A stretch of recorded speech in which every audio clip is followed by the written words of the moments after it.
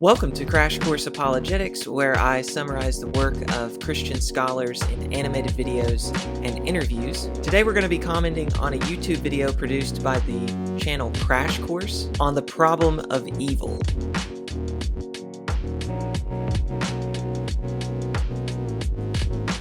I'm joined by Dr. Dustin Crummett. I'll go ahead and bring him into the video now. Hey Dustin, can you just briefly tell us a little bit of info about your background in philosophy and any work you've done on the topic of the problem of evil?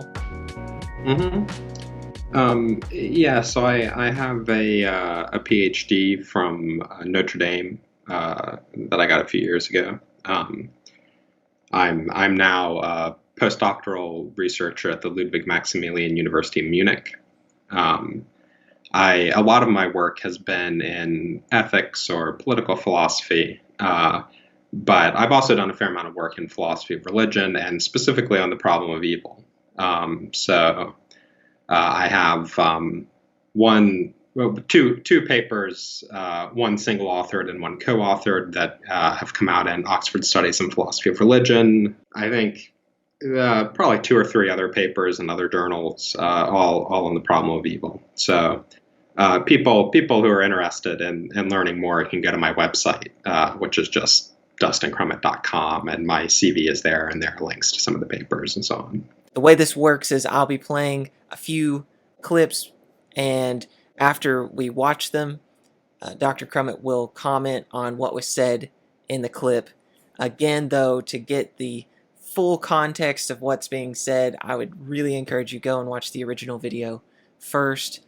We don't want in any way to misrepresent what was said, but we're just going to be looking at some of the short clips of the main points that are made in the video. So let's go ahead and watch this first one. Evil comes in many forms, and likewise for philosophers, poses many problems, especially vis-a-vis the existence of God. First, there's what's known as the logical problem of evil. Many theists believe in an omniscient, omnipotent, and omnibenevolent God. But atheists argue that this creates a contradiction, a set of beliefs that can't all be true at the same time. Because evil is bad, right? Whether it's stubbed toes, or genocide, or paper cuts, or epidemics. So if there's really an all-knowing God out there, he knows about all the evil. He might even know about it before it happens. And if he's all-powerful, he could stop it. And if he's all good, then he would want to stop it. And yet he doesn't. The evil continues. Philosophically rational people shouldn't hold inconsistent beliefs, so atheists argue that you're going to have to give something up, and the thing to give up is God. One thing that the video maybe doesn't handle very well is what the actual distinction between the logical and the evidential problems of evil are.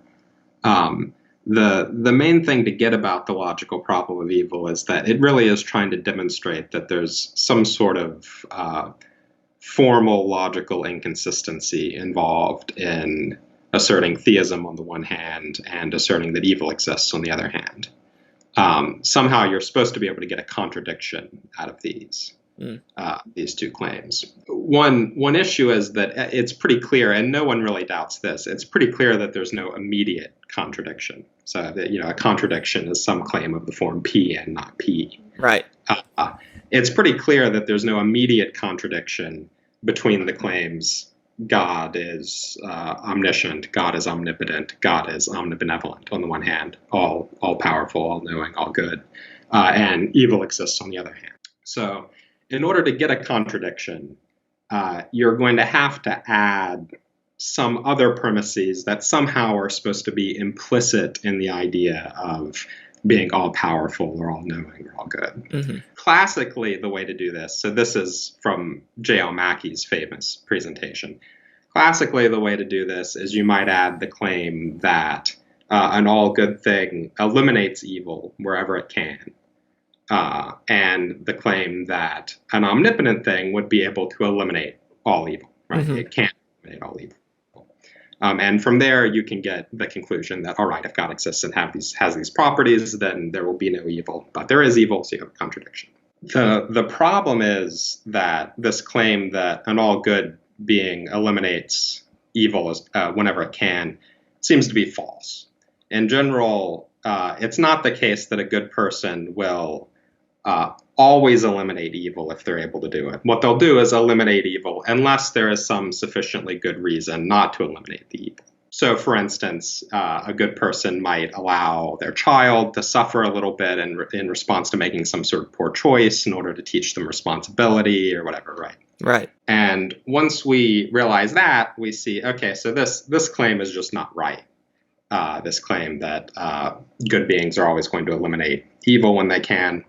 And then the question becomes one about whether God actually has some sufficiently good reason for allowing the evils that happen, right? And this is where we get into questions about the different theodicies that he's going to talk about, free will, soul-making, whatever. But it's important to note that it doesn't seem like there's any logical contradiction involved in saying that God has sufficiently good reasons. You might think that it's implausible, and that's where the evidential problem comes in. Yes. Does evil provide good evidence against theism?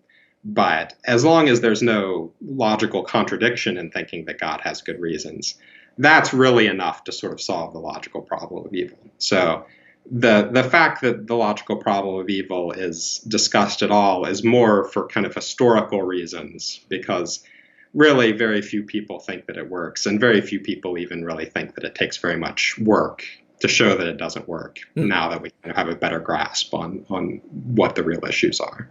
Very good. That's helpful. Okay, so you used a term near the end of what you just said, and that was theodicy. So in this next clip, he's going to define what a theodicy is and then talk about the free will defense. So we'll get your thoughts on this. Many theists are committed to God's omni-attributes and are thus stuck with a problem. They have to resolve the logical problem of evil and find some way to explain why God would allow evil into the world. And if you can do that, then you are presenting what is known as a theodicy. A theodicy is an attempt to show that the existence of evil doesn't rule out the possibility of God's existence. Yes, this is such a big deal that there's a word for it. And the most popular theodicy is called the free will defense. This argument holds that God maximized the goodness in the world by creating free beings, and being free means that we have the choice to do evil things, a choice that some of us exercise. This theodicy says that God doesn't create evil, but evil can't be avoided without depriving us of our freedom, and a world without freedom would be a worse place overall. This explanation preserves God's goodness because he created the best possible world, and also preserves his omnipotence and omniscience, because although he does know about evil and could stop it, he has a good reason not to ensure our freedom. So I thought that part of the video was basically fine, as far as I was concerned. Yeah, I mean, a theodicy is just some sort of proposed explanation for what this sufficient reason is that God has for allowing evil. Of course, one of the classic answers is, well, it has something to do with free will. God can't make you do the right thing if you're going to have free will, and so if God's going to give people free will, they have to be able to make bad choices, blah, blah, blah. So I thought sort of the gist of that was fine. I think what happens in the next section is not fine, because I think it sort of misportrays what people who defend this often really think. But, okay. Well, let's go ahead and look at that next clip then. So, problem is, the free will defense only really addresses what's known as moral evil, or the evil committed on purpose by humans. Now, we're certainly responsible for a lot of bad stuff, but you can't blame us for everything. We can't be held responsible for the fact that the plates of the Earth sometimes shift, causing destructive earthquakes, or that a storm might knock a tree over that falls onto someone's house. This type of evil, the stuff that we're not responsible for, is called natural evil, and the free will defense can't resolve natural evil. So I think that there are a couple things to say about that. One is that, yeah, you could just take the free will defense as attempting to explain moral evil and then have some other story about natural evil, right? That's one thing you might do. And it is clear that if you are trying to explain natural evil, it's not immediately obvious how the free will defense would apply to that. At the same time, it's not like people who do think that free will can explain all evil have just not thought about that. Right? It's not like Alvin Plantinga wrote his book and it was like, earthquakes, I forgot about those. Yeah. Right? When people do think that they can explain free will, or explain natural evil in terms of free will, what are the proposals? Well, Plantinga's suggestion is demonic activity, right? Maybe demons somehow, not that they're necessarily intervening and shaking the plates around, but somehow they've like marred creation, right? Mm-hmm. Somehow the form of natural laws or the structure of the physical world in some way has been changed by the sort of primordial wrongdoing, and maybe things would be a lot nicer if not for that. But these apparently natural evils actually are the result of some sort of wrongdoing way back. Another possibility, of course, lots of people believe in a historical fall. They think that human beings did something wrong, so there it's a matter of human wrongdoing. Some people, this one maybe sounds even weirder, but some people, for reasons having nothing to do with religion, take seriously the idea that we might be in a computer simulation. It's called the simulation hypothesis. And I've actually written a paper about this. If you take that seriously, then it would follow that these natural evils actually are the result of agency, namely of whoever programmed the simulation, right? Now, obviously, all of these might sound pretty speculative to people. So there are two things to say. One is just that if, as he claims, we really are talking about the logical problem of evil, all they need to be is logically coherent, right? They don't need to be plausible. They don't need to be likely. They could be extremely absurd and unlikely, as long as it's logically possible that one of these things is true. And it does seem clearly logically possible that one of these things is true. Now, if you want it to be a response to the evidential problem, if you want it to show not just that the existence of God and evil is logically consistent, but that evil doesn't provide strong evidence against theism, you would need to defend something stronger, right? You would need to defend the claim that not only are these logically possible, but one or another of them being true is at least not too unlikely or something like that. And of course, then you have to have a different discussion about whether these are, just kind of absurd hypotheses or whether there's any reason to believe them. Yeah, it does seem to me that a big shortcoming of the video is that he doesn't even address the fact that people do have an answer about how they think of natural evils being explained in terms of the free defense right. All right. Some of what you said there at the end about addressing the evidential problem of evil is going to come out in your comments on these next clips. So a lot of people aren't willing to give up their ticket to heaven, so they need to work on a way to keep believing in and worshiping God, even though evil is still a thing. One way to do that is to argue that good can't exist without its opposite. The idea here is that you can't understand the concept of pleasure without pain. We don't know what it feels like to be warm if we haven't been cold. We can't understand the goodness of filling our bellies if we've never been hungry. Yeah, I mean, so this idea, well, people want to hold on to this idea that God is good just because they don't want to go to hell, they don't want to return their ticket, whatever. I mean, I don't know, maybe that's true for some people. It seems clearly like, it feels like a little dig in a way that sort of is maybe poisoning the well or something. I mean, it doesn't. First of all, it's not like he's given any reason to think that's the only motivation people have, or everybody has that motivation, or whatever. And second of all, I mean, even if that is in fact what motivates people, that doesn't tell you anything about whether or not God is good or not, or whether or not that's what the evidence supports, or anything like that. All that would tell you is, all right, so some people have this particular motivation, but nothing philosophical follows from that. Right, yeah. It's almost a distraction from this actual discussion we're having on the problem of evil. Yeah, that's a good point. Yeah, I mean, I guess I would say this idea that good can't exist without evil, or maybe we wouldn't appreciate it without evil, or something like that. That is something you hear a lot from ordinary people. It's not a view that's very popular among philosophers responding to the problem, and there are different reasons for that. Peter Van Inwagen talks about this a little bit and sort of briefly dismisses it because he thinks, well, God could just kind of make you have scary dreams, and then you would wake up and you would be like, man, that was I'm glad the world isn't like that, right? And sort of understand the nature of evil, but you wouldn't really. Maybe there would be a little bit of evil in the dream while you were scared and stuff, but these things wouldn't really have to happen and have the kind of very drastic, terrible consequences that they do. It's not something that philosophers think of as one of the main responses, even though you do hear it sometimes from ordinary folks. Okay, very good. That's interesting because at other points in the video, he kind of returns to this claim that there are philosophers that think good can't exist without evil. And you get the impression that, that's like a common move that's made on behalf of theists that are trying to reconcile evil with God's existence to claim, well, good can't exist without evil. So that's interesting.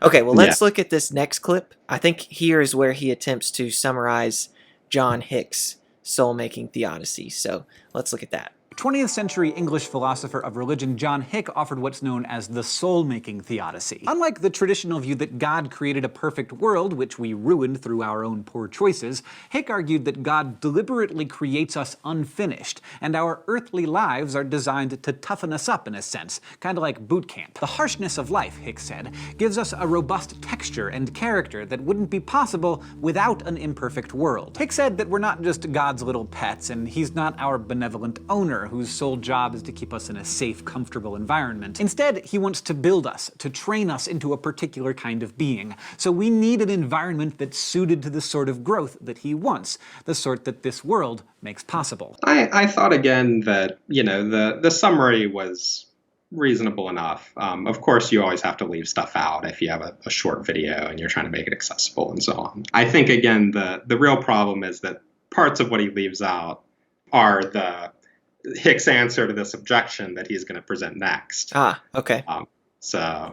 Okay, let's look at this next clip. A lot of people find these and other theodicies to be pretty compelling. However, the problem of evil actually goes a step deeper. What we've been talking about so far is the logical problem of evil. This problem can be resolved if we can explain why there's evil. But there's also the evidential problem of evil. This problem points out that we might be able to explain why evil exists, but we still can't explain why there's so much evil in the world. For instance, let's say that it's true that we really do need evil in order to understand goodness. In that case, why can't we understand the contrast through some sort of low-level evil, like paper cuts and head colds and having to work straight through our lunch hour every now and then? I mean, slow, painful deaths from cancer and city-destroying hurricanes, they don't really add anything valuable to our understanding of goodness, do they? I mean, I'm kind of confused about how exactly he's thinking about the dialectic here. I mean, I think it's clear, for instance, that Hicks really does want to address the evidential problem of evil. The key thing to get here is that, I mean, what he says is the evidential problem of evil is the problem of why there's so much evil in the world, or something like that. That's maybe relevant, but it's not really quite what the distinction is usually taken to be. Typically, the distinction, again, is taken to be the person advancing the logical problem of evil is trying to show that there's really some sort of contradiction you can get out of the idea that God exists and evil exists. Whereas the person advancing the evidential problem is trying to show that somehow evil is good evidence against theism, even if there's not a real contradiction involved. Right. And they might then appeal to the amount of evil in the world. They might appeal to the way that it's distributed, falls on both good and bad people, say. They might appeal to particular horrendous events that seem hard to explain. One issue is that it doesn't quite get the logical evidential problem distinction as philosophers use it correct. Another worry is that the way he sets it up, again, kind of makes it seem like John Hicks, just didn't think about the fact that, like, oh man, there's a lot of evil in the world, though. What about that? Yeah. And that sort of sets up the actual direct criticism that he makes, which, again, I think is something Hicks has an answer to that he doesn't really discuss. So in this next clip, he's going to explain why he thinks Hicks' soul-making theodicy doesn't actually help solve the evidential problem. Do you want me to play that, and then you can make your final comments? Okay. Yeah, go ahead. A counterargument might suggest that there's always a good that corresponds to and is proportionate to any evil, but empirically, such goodness is really hard to find. What good, for example, could possibly correspond to the horrors of a genocide? In cases like this, Hicks' soul-making doesn't seem to cut it. You can't really argue that whatever doesn't kill us makes us stronger, because sometimes evil does kill us, a lot of us, and sometimes it kills us before we have a chance to grow and learn from the suffering we've endured. Clearly, Hicks has thought about the fact that some people have bad things happen to them and then they die, say, or the fact that some evils don't seem to lead to soul-making. They seem to just sort of break people or make them worse or whatever, right? Mm-hmm. So I think one worry I have about the presentation here is that it just kind of makes it seem like Hicks doesn't have any answer to this, right? Mm. Well, but I mean, of course he does. Whether or not you agree with his answer, he does have an answer. So what is his answer? Well, first of all, Hicks believes in an afterlife, just like most theists do. And so one part of the story is going to be that death is not the close of this narrative, right? You might have opportunities in the afterlife to continue developing or learning things from things that happened to you on Earth. Mm-hmm. So the mere fact that you didn't grow by the time you die doesn't necessarily mean that you don't grow at all at any point sort of in your whole existence, right? Because your whole existence goes infinitely far into the future. A second point, Hicks does talk about what he calls dysteriological evils.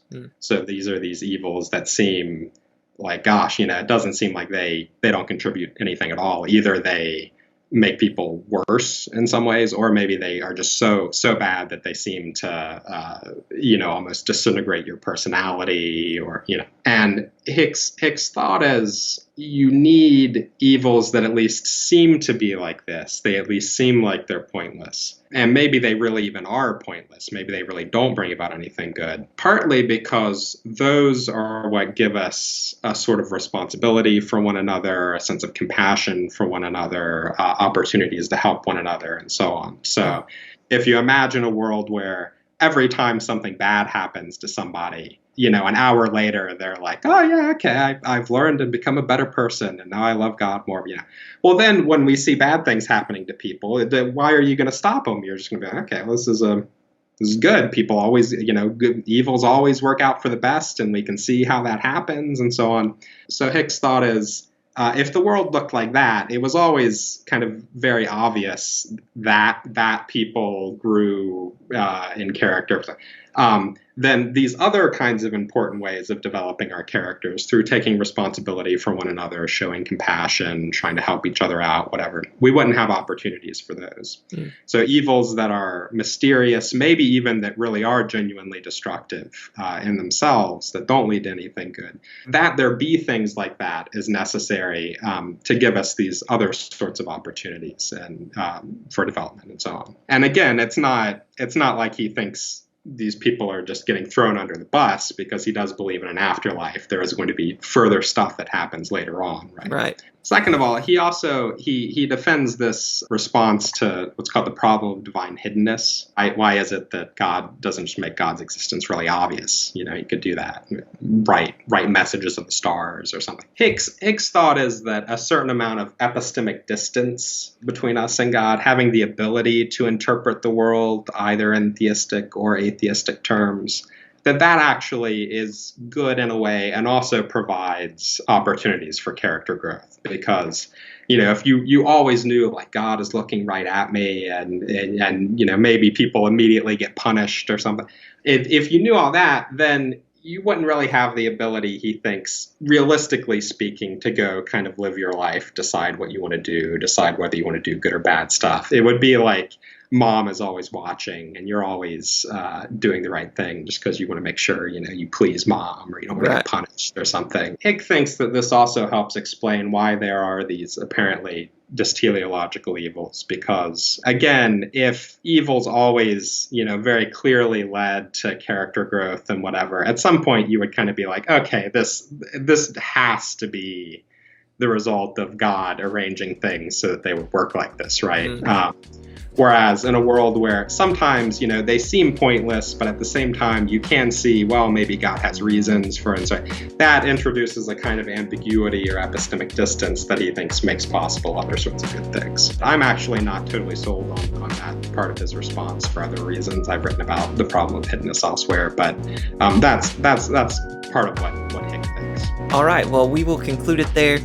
Thank you for watching, and sit tight, because the next video in this playlist on epistemic responsibility is coming up. I'll be joined by Dr. Andrew Moon to discuss that. If you enjoy this video and the content of this channel, then please consider subscribing. Thanks, and see you soon.